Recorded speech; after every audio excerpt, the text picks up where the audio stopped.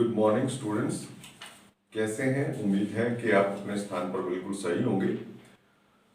और स्टूडेंट्स, पहले आज का थॉट देखिए कि जीवन में बाधाएं होंगी, शंकाएं होंगी, गलतियां भी होंगी, लेकिन कड़ी मेहनत करें तो कोई सीमा नहीं होगी।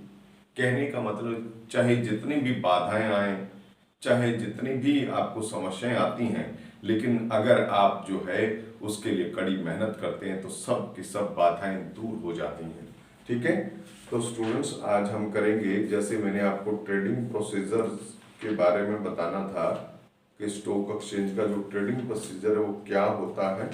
ठीक है, क्योंकि हमने इससे पहले जो है कैपिटल मार्केट के प्राइमरी मार्केट और सेकेंडरी मार्केट के बारे में आपको पढ़ा दिया था। सेकेंडरी मार्केट के बारे में भी हमने पढ़ लिया था और उसके बाद मैंने आपको कराना trading procedure on A stock exchange and SEBI के बारे में। तो देखिए, ट्रेडिंग प्रोसीजर क्या है कि स्टॉक एक्सचेंज के अंदर शेयर्स वगैरह जो है किस तरह से खरीदे और बेचे जाते हैं, यही आपका क्या होता है, ट्रेडिंग प्रोसीजर होता है। जैसे कि आप सभी जानते हैं कि एक देश की जो इकोनॉमिक ग्रोथ है उसका मेजरमेंट जो है किससे करते हैं हम, कि उसके जो आपका इंडेक्स, शेयर मार्केट का इंडेक्स होता है, यानी जो आपका होता है वो एक तरह से बैरोमीटर होता है। इसका क्या होता है, बैरोमीटर होता है। ठीक है ना। The more the industrial growth of the country, the more the country will be economically developed. ये तो पता ही है कि जितना इंडस्ट्रियल ग्रोथ होगा उतना ही कंट्री जो ज्यादा डेवलप होगा। Now the question arise is how to measure the economic development of the country. तो इकोनॉमिक डेवलपमेंट किस तरह से मेजर करें, इसका लिए मैंने आपको बताया था कि जो आपका स्टॉक मार्केट का इंडेक्स होता है वो आपको क्या करता है, प्रोवाइड करता है information regarding the trend of the share prices, यानी शेयर प्राइसेस के ट्रेंड का, यानी शेयर प्राइसेस जो है वो कंटिन्यूसली इंक्रीज हो रहे हैं, डिक्रीज हो रहे हैं। In short, stock exchange show the industrial development of a country. तो हम कह सकते हैं कि जो स्टॉक एक्सचेंज है वो इंडस्ट्रियल डेवलपमेंट को कंट्री के शो करता है, और इंडस्ट्रियल डेवलपमेंट अगर अच्छी है तो हम ये कहेंगे कंट्री जो है वो उसकी इकोनॉमी डेवलप्ड है। ठीक है ना। Hence stock exchange also known as the barometer of economic development या इकोनॉमिक ग्रोथ का जो है एक बैरोमीटर होता है। कौन? Stock exchange. तो स्टॉक एक्सचेंज है क्या, इसके बारे में भी बात कर लें कि stock exchange means an organised market, एक ऐसा ऑर्गेनाइज्ड मार्केट जहां पर क्या securities issues by different companies, government organisation, semi government organisation are sold and purchased. यानी एक ऐसा जगह है जहां पर डिफरेंट कंपनीज, गवर्नमेंट और सेमी गवर्नमेंट के द्वारा इशूड सिक्योरिटीज को ट्रेड किया जाता है। का ट्रेड किया जाता है उसको क्या बोलते हैं, स्टॉक एक्सचेंज बोलते हैं। और सिक्योरिटीज के अंतर्गत स्टूडेंट्स आपको पता है क्या आता है, शेयर्स, डिवेंचर्स, बॉन्ड्स वगैरह वगैरह इसमें शामिल होता है। ठीक है ना। तो स्टॉक एक्सचेंज की डेफिनेशन भी देखिए कि stock exchange are market places, ऐसे मार्केट प्लेसेस है where securities that have been listed thereon, यानी जो उस स्टॉक मार्केट के अंदर लिस्टेड है वो सिक्योरिटी बेची जा सकती है, may be bought and sold for either investment और स्पेकुलेशन पर्पस। यानी सिक्योरिटीज को सेल और परचेज करने के दो पर्पस होते हैं। सेल परचेज करने का पर्पस होता है या तो इन्वेस्टमेंट पर्पस के लिए करता है या फिर स्पेकुलेशन होता है कि जैसे जो रेट डिफरेंस होते हैं शेयर के अंतर्गत, यानी उतार चढ़ाव होता है, ठीक है ना, उससे बेनिफिट लेना जो है स्पेकुलेशन कहलाता है। ठीक है। तो अब हम बात करेंगे features of stock exchange. Stock exchange के फीचर्स, उसकी जैसे कि आपने डेफिनेशन पढ़ी उसी से निकल करके आते हैं। क्या है? Organised market. देखिए, स्टॉक एक्सचेंज एक ऑर्गेनाइज्ड मार्केट है ना। और हर एक स्टॉक कैसे होता है ऑर्गेनाइज्ड, क्योंकि हर एक स्टॉक एक्सचेंज के अंदर उसकी अलग से मैनेजमेंट कमेटी होती है जो उसको कंट्रोल करती है और उसको रेगुलेट करती है। ठीक है ना। और वहां पर कुछ प्रेस्क्राइब्ड रूल होते हैं जिसके अकॉर्डिंगली जो सिक्योरिटीज हैं, यानी सारी जो ट्रांजेक्शन्स हैं सिक्योरिटीज से रिलेटेड, वो जो है उसके लिए जो रूल एंड रेगुलेशन बने होते हैं उनके अकॉर्डिंगली की जाती है। इसलिए हम कह सकते हैं ये एक ऑर्गेनाइज्ड मार्केट है। दूसरा है dealing in securities issued by various concern. ये जरूरी है कि वो कंपनी या वो कंसर्न जो है वहां पर लिस्टेड होना चाहिए, तो किसी भी कंपनी के शेयर और डिबेंचर्स को यहाँ पर जो है आप डील कर सकते हैं अगर वो लिस्टेड है।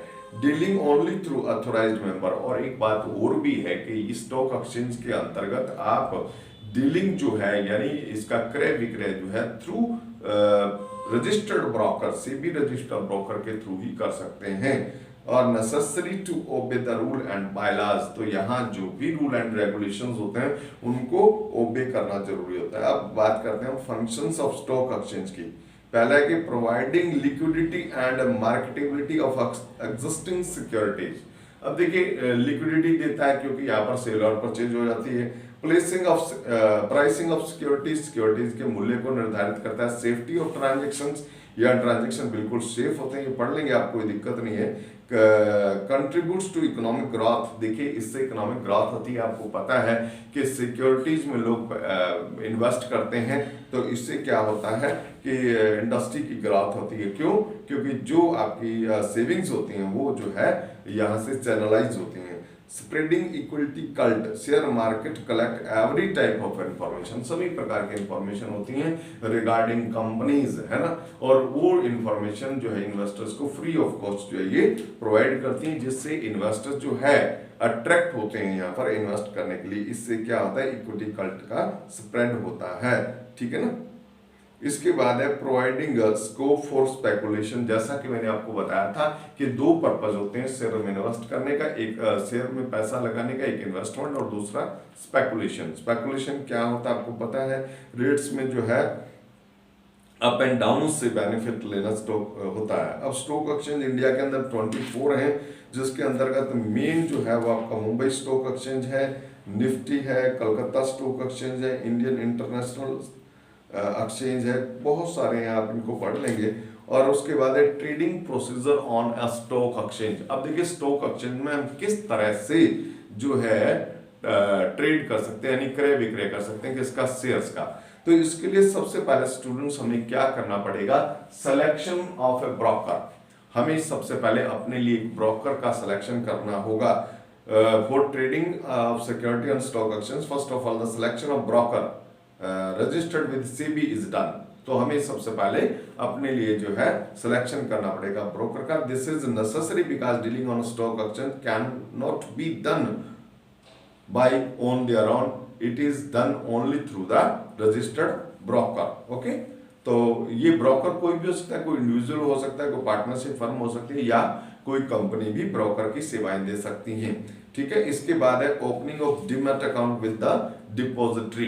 डीमैट अकाउंट क्या आता है, पहले ये बात कर लेते हैं हम। डीमैट अकाउंट क्या है? Demat account refers to that account which is opened by the investors with the depository through a depository participant to facilitate trading in share. यानी शेयर में ट्रेडिंग करने के लिए जो है ये क्या करते हैं, ये डिपॉजिटरी पार्टिसिपेंट के थ्रू एक डिपॉजिटरी के पास ओपन किया जाता है। इसको डीमैट अकाउंट बोलते हैं, डीमैट अकाउंट। ठीक है ना। These days all dealings in securities, आजकल क्या होता है कि ऑनलाइन ही सिक्योरिटीज की डीलिंग होती है, यानी पेपरलेस होती है। To make such a thing possible, it is obligatory to open a demat account। ये जरूरी है कि अगर आप ऑनलाइन ट्रेडिंग करना चाहते हैं तो आपको डीमैट अकाउंट खोलना पड़ता है। Demat account is opened through one of the parties of depository service. ठीक है ना। एक डिपॉजिटरी पार्टिसिपेंट के थ्रू जो है ये अकाउंट खुलता है। और द सिक्योरिटीज यानी एक डिपॉजिटरी पार्टिसिपेंट के पास जो है थ्रू जो है डिपॉजिटरी सर्विस के पास खुलता है। The securities are kept by the depository in the electronic form.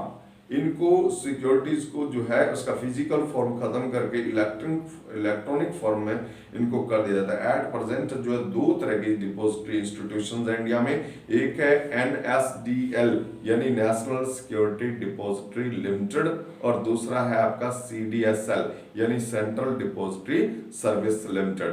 The depository comes into contact with the investors through the depository participant के थ्रू डिपोजिटरी इन्वेस्टर्स के कांटेक्ट में आती है, यानी डायरेक्ट इन्वेस्टर वहां पर नहीं जा सकता, बल्कि उसे डिपोजिटरी पार्टिसिपेंट के थ्रू जो है डिपोजिटरी में अपना डीमैट अकाउंट ओपन करना होता है। The depository participant is the agent of the depository in accordance with the directions and guidance of SEBI, and bank, stock broker etc can be depository participant। यानी कहने का मतलब direct SEBI guidelines के accordingly कोई भी बैंक, स्टॉक ब्रोकर या जो है स्टॉक ब्रोकर इसका क्या बन सकता है, डिपोजिटरी पार्टिसिपेंट बन सकता है। ठीक है ना। डिपॉजिटरी पार्टिसिपेंट की क्या आपकी एक्टिविटीज है? Opening the account of the investor, maintaining the balances of the same account of the share account of the investor, investor के शेयर अकाउंट का या जो आपके सिक्योरिटी अकाउंट का जो है हिसाब किताब रखना, और sending the account statement to investor from time to time. इसके बाद है पुलिस। देखिए पहला काम हमने किया कि अपने लिए ब्रोकर का सिलेक्शन किया, फिर उसके बाद हमने डीमेट अकाउंट खोला। डीमेट अकाउंट खोलने के बाद अगर हमें शेयर परचेज करने हैं तो हम क्या करेंगे, एक ऑर्डर प्लेस करेंगे किसके पास, अपने डिपॉजिटरी पार्टिसिपेंट के पास। As soon as the demat account of the investor is open, he can order the broker to buy securities, यानी ब्रोकर को जो सिक्योरिटी बाय करने के लिए बोला जाएगा। The order may be given personally और टेलीफोनिकली और थ्रू ईमेल, कैसे भी दिया जाता है। while placing the order the investor gives that detailed description of the securities to be bought, यानी कौन सी कंपनी की खरीदनी है या कौन सी कंपनी की सिक्योरिटीज बेचनी है, ठीक है ना, और किस रेट पे खरीदनी या बेचनी है और कितनी मात्रा में, यानी कितनी क्वांटिटी होगी, ये सारी बात जो है आपने वहां पर लिख कर उसको देना है। Executing the order in accordance with the order of the investor, the broker does the transaction of buying and selling of securities, ठीक है ना, यानी वो क्या करता है, एग्जीक्यूट करता है। Some soon after this the broker prepares the contract note to be sent to investor। in the contract note में क्या लिखा था, the name of the securities bought or sold or along with their quantity and price is written। In this note, the information about the brokerage charges is also given। This note is duly signed by the broker and it is preserved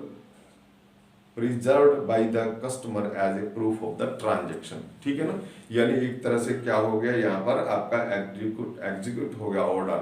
और उसके बाद है settlement. Settlement मतलब लेन then की बात है। This is the final stage of the deal of the stock exchange. Settlement implies the transfer of the securities from demat account of the seller to the demat account of the purchaser। Settlement can be of two types। Number one, on the spot settlement।